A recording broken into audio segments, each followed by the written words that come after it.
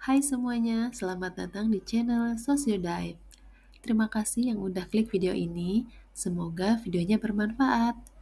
Sebelumnya aku mau ingetin lagi ke teman-teman untuk like, share, dan subscribe video ini supaya makin banyak lagi yang bisa belajar bareng. Oke teman-teman, hari ini kita akan membahas materi dan latihan soal P3K Guru. Sebelum ke latihan soal, aku mau bahas dulu materi tentang declarative knowledge dan procedural knowledge atau pengetahuan deklaratif dan pengetahuan prosedural. Materi ini muncul ada di kisi-kisi P3K tahun kemarin ya teman-teman. Jadi aku bikin lagi sekarang, mungkin atau ada kemungkinan materi ini muncul lagi di tes P3K 2024. Oke, kita bahas materinya dulu ya teman-teman. Yang pertama yaitu procedural knowledge atau pengetahuan prosedural, yaitu pengetahuan tentang bagaimana melakukan sesuatu. Ini melibatkan langkah-langkah, prosedur, dan proses yang diperlukan untuk menyelesaikan tugas atau mencapai tujuan tertentu. Ciri-cirinya terkait dengan tindakan dan keterampilan. Yang kedua, seringkali sulit untuk dijelaskan secara verbal karena melibatkan keterampilan praktis. Ketiga, dapat dipelajari melalui praktik dan pengalaman. Nah, teman-teman, kira-kira dari definisi dan ciri-ciri ini, teman-teman bisa menyebutkan nggak contoh-contoh selain yang ada di video ini? Udah kebayang ya? Untuk pengetahuan prosedural itu contohnya misalkan kayak bagaimana cara memasak atau memasak misalkan kue, itu ada step-stepnya yang harus kita ikuti. Nah, itu salah satu contoh pengetahuan prosedural ya. Di sini contohnya mengetahui cara mengendarai sepeda, memahami langkah-langkah untuk menyelesaikan persamaan. Itu untuk matematika ya.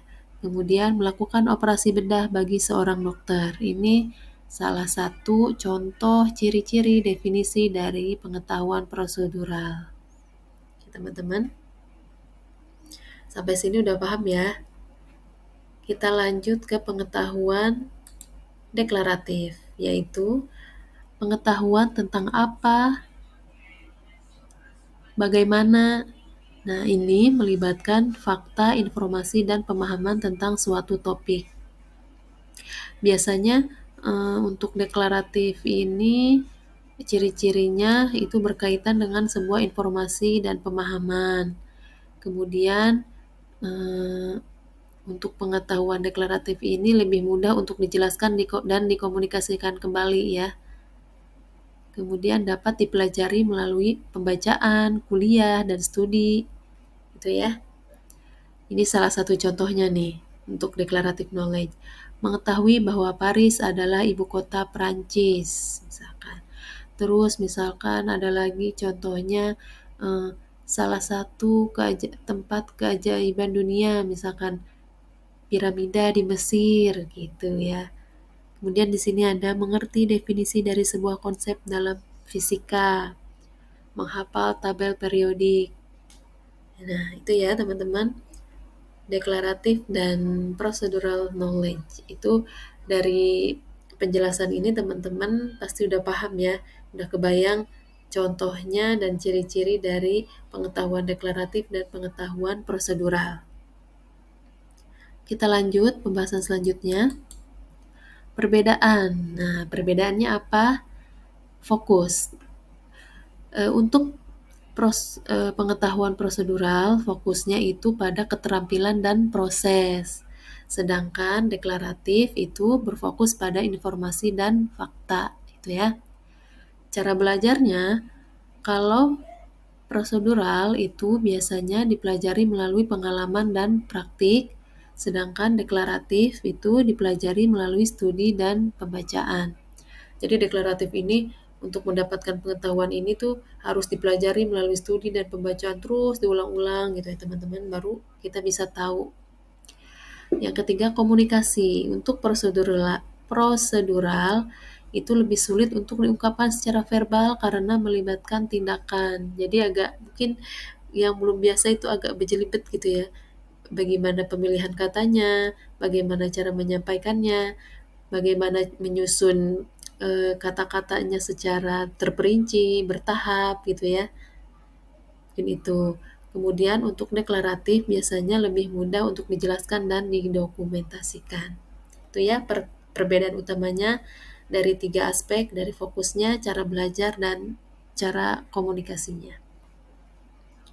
Selanjutnya, hubungan. Nah, dua pengetahuan ini memiliki hubungan, yaitu ya tentu saja saling melengkapi ya. Misalnya untuk menjadi ahli dalam suatu bidang, seseorang itu biasanya harus memiliki pengetahuan deklaratif atau pengetahuan dasar tentang fakta dan teori, serta pengetahuan prosedural tentang cara menerapkan pengetahuan tersebut dalam praktik. Nah, jadi biasanya untuk memiliki pengetahuan prosedural tentang cara menerapkan suatu ilmu atau sebuah teori praktik itu kita harus belajar materinya dulu nih biar lebih mudah bagaimana cara penerapannya.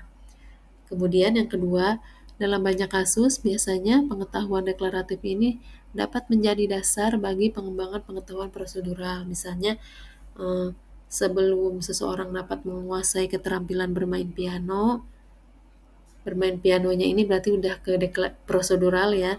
Mereka biasanya harus memahami notasi musik dan teori dasar atau deklaratif.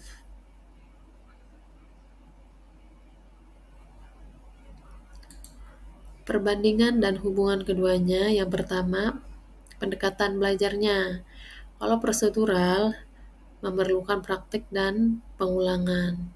Sedangkan deklaratif itu biasanya diperoleh melalui belajar secara pasif seperti membaca, mendengarkan, melihat gitu ya. Dari pendekatannya, dari interaksinya, kalau deklaratif itu dapat mendukung pengembangan pengetahuan prosedural dengan menyediakan kerangka kerja konseptual. Dalam banyak kasus, penguasaan pengetahuan deklaratif adalah langkah awal sebelum seseorang dapat mengembangkan pengetahuan prosedural yang lebih mendalam. Penggunaan pengetahuan prosedural biasanya digunakan dalam situasi di mana tindakan fisik atau mental harus dilakukan. Sedangkan deklaratif itu digunakan ketika informasi atau pengetahuan harus dijelaskan atau diingat gitu ya.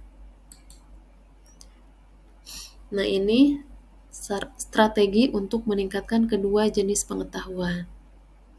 Yang pertama yaitu integrasi pembelajaran. Itu dengan cara mengkombinasikan pembelajaran teoretis dengan pengalaman praktis. Misalnya, setelah mempelajari teori musik, kemudian latihan bermain alat musik itu dapat membantu mengembangkan pengetahuan prosedural gitu ya. Yang kedua, pembelajaran aktif. Dimana untuk pembelajaran aktif ini misalkan kita menggunakan teknik pembelajaran aktif seperti simulasi, bermain peran, proyek, ada proyek kolaboratif juga, ini untuk memperkuat pengetahuan prosedural gitu ya. Yang ketiga, pengulangan dan praktik. Latihan yang dilakukan secara berulang-ulang dan lebih mendalam itu dapat membantu menguatkan pengetahuan prosedural. Yang keempat, visualisasi dan alat bantu belajar ini juga sangat membantu ya meningkatkan kedua jenis pengetahuan ini. Misalkan kita dalam pembelajaran menggunakan diagram, menggunakan peta konsep, atau alat bantu visual lainnya, misalkan ada globe, ada misalkan tabel periodik, dan masih banyak lagi ya. Dan yang terakhir adalah refleksi dan metakognisi.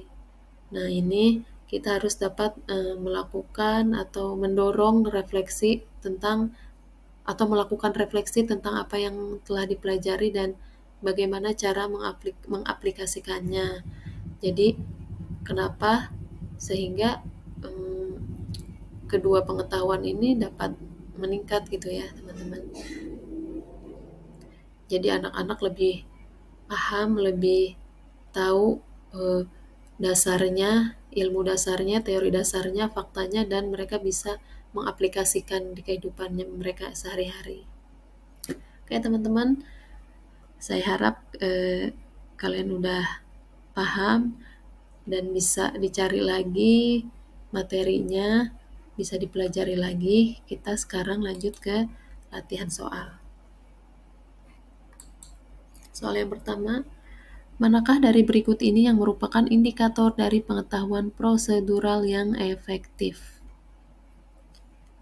Jawabannya adalah B. Melakukan tindakan dengan lancar dan efisien. Soal nomor 2.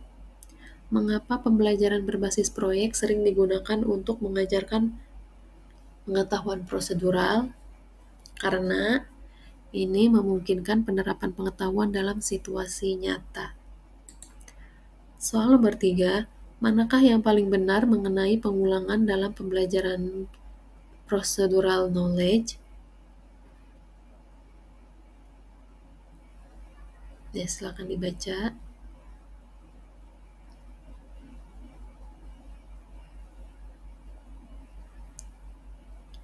Jawabannya B ya, pengulangan membantu memperkuat jalur neural yang terikat dengan keterampilan. Yang terkait maksudnya, yang terkait dengan keterampilan B ya. Soal selanjutnya, apa yang dimaksud dengan otomatisasi dalam konteks procedural knowledge? Penurunan kualitas keterampilan, bukan. Proses di mana keterampilan menjadi lebih cepat dan memerlukan lebih sedikit warga sadar. C. Penghentian latihan keterampilan, salah. D. Meningkatnya kebutuhan untuk mempelajari lebih banyak teori. Jawabannya B ya. Proses di mana keterampilan menjadi lebih cepat dan memerlukan lebih sedikit pemikiran sadar.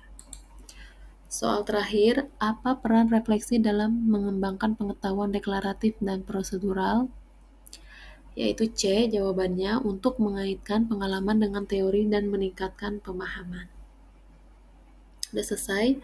Terima kasih buat teman-teman yang udah belajar bareng. Semoga bermanfaat. Terima kasih. Bye.